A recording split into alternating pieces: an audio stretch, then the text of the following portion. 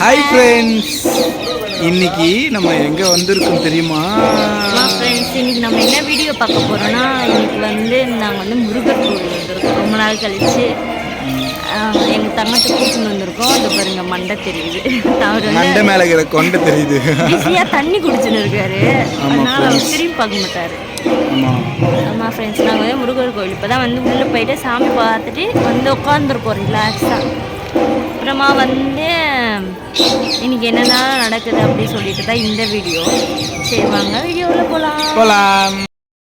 இன்னைக்கு தெரிஞ்சு வச்சுக்கலாம்.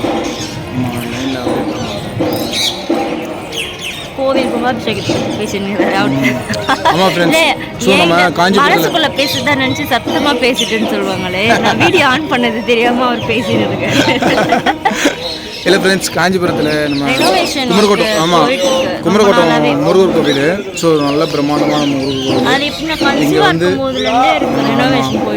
ஸோ இங்கே வந்து கும்பாபிஷேகம் நடக்க போகுது நம்ம காஞ்சிபுரம் அது வந்து நான் மிக விரைவில் நான் அப்டேட் பண்ணுறேன். என்னைக்குன்னு இன்னும் கன்ஃபார்ம் அவங்களே பண்ணலைன்னு நினைக்கிறேன். அதனால கன்ஃபார்ம் ஆனோடனே நாங்களே கண்டிப்பாக நம்ம சேனல் அப்டேட் ஆகும். கண்டிப்பாக கிட்ட இருக்கவங்க எல்லாரும் பாருங்கள். ரொம்ப கிட்ட இருக்கவங்க. ஆமாம், கும்பாபிஷேகத்துக்கு எந்தெந்த கோவில், அதான் கோவில் கும்பாபிஷேகம் போனாலுமே ரொம்ப நல்லதுன்னு சொல்லுவாங்க. அதுக்காக கும்பாபிஷேகம் எந்தெந்த ஏரியாவில் கோவிலுக்கு கும்பாபிஷேகம் அங்கங்கே போங்க. ஸோ ரொம்ப நல்லது. நம்ம செய்த பாவங்கள் முற்றிலும் நீங்கும் அப்படின்ற மாதிரி ஒரு ஐதீகம் இருக்குது. ஸோ அதனால் போங்க, நல்லது நடக்கும்.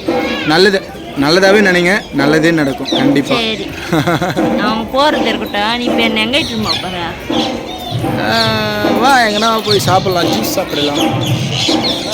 ஜூஸ் நான் சாப்பிடக்கூடாதுன்னு தெரிஞ்சுக்கிட்டே ஜூஸ் சாப்பிடலாம். இப்படி தான் ஃப்ரெண்ட்ஸ் சொல்லுவார், ஜூஸ் சாப்பிடலான்னு. அப்புறம் நான் சாப்பிடக்கூடாதுன்னு சொல்லிட்டு சரிவா வீட்டுக்கு போயிடலாம் அப்படின்ட்டு அது ஏமாத்துறது. ஆமாம் ஆமாம் ஃப்ரெண்ட்ஸ், இப்போது வாங்கி சாப்பிட்றத வாங்கி கொடுத்தா காசு செலவாகும். ஸோ சாப்பிடாத வாங்கி கொடுத்தா காசு செலவாகாதுல்ல, நீங்களே சொல்லுங்கள். கரெக்ட் தானே? ஒரு ஃபேமிலியில் அவங்க நினச்சிப்பாங்க இந்த மாதிரி அறிவாளி ஊரில் எங்கே தேடினாலும் கிடைக்காது, இந்த பொண்ணு ரொம்ப பாவம், எப்படிதான் இந்த பையனை கல்யாணம். அப்படி கிடையாது, இந்த பொண்ணு ரொம்ப லக்கி, அந்த பையன் எவ்வளோ ஸ்மார்ட்டாக அழகாக பேசலாம் பாரு அப்படின்ட்டு அவன் எப்படி வாழ்க்கையை இல்லை வாயிலேயே வர சுற்றி வாழற ஆள் பார்த்துருக்கீங்களா? பார்க்கலன்னா இப்போ பார்த்துக்கோங்க. வாய் மட்டும்தான், வேற ஒன்றுமே இல்லை ஃப்ரெண்ட்ஸ். சம்பாதிக்கிறதுன்றது வேர்வை மாதிரி, சரிங்களா? தத்துவம்லாம் உன்னை யாரும் கேட்கல, எனக்கு என்ன வாங்கி தர போறேன்னு தான் கேட்டாங்க. வேர்வை அப்புறம் இதெல்லாம் சொல்லிட போற, பேசியே கடுப்பு ஏத்துறாள். இல்லை ஃப்ரெண்ட்ஸ், இப்போ யோசிச்சுட்டேன். சம்பாதிக்கிறது இந்த மரம் மாதிரி வளர்றது ரொம்ப ரொம்ப ரொம்ப கஷ்டம். ஆனால் செலவு பண்ணுறது மரத்தை வெட்டுறது மாதிரி ஈஸியாக செலவு பண்ணிடலாம். உண்மைதானே? என் தங்கமே பார்த்துட்டாரு கம்முன்னு பேச்சு கேட்டு. அவரே டயர்டாகி பார்த்துட்டாரு. ஐயோ அப்பா கொல்லாதப்பா அப்படின்னு. இல்லை நீங்களே இங்கே பாருங்க ஃப்ரெண்ட்ஸ், மரத்தில் குருவி கூடி கட்டிருக்கு. அது உங்களுக்கு இங்கே பாருங்க, தெரியுதுல்ல? இதோ அதுதான் குருவி உள்ள இருக்கா இல்லையான்னு தெரியல ஃப்ரெண்ட்ஸ். நாங்கள் உட்காந்துருக்க இடத்துக்கு கீழே கரெக்டாக மூணு கூடு கட்டியிருக்கு ஃப்ரெண்ட்ஸ். 3 குருவி நினைக்கிறேன், தனித்தனியாக செப்பரேட்டாக. இங்கே நிறைய பச்சை கிளி இருக்கு. இதோ பாருங்க, பச்சை கிளி.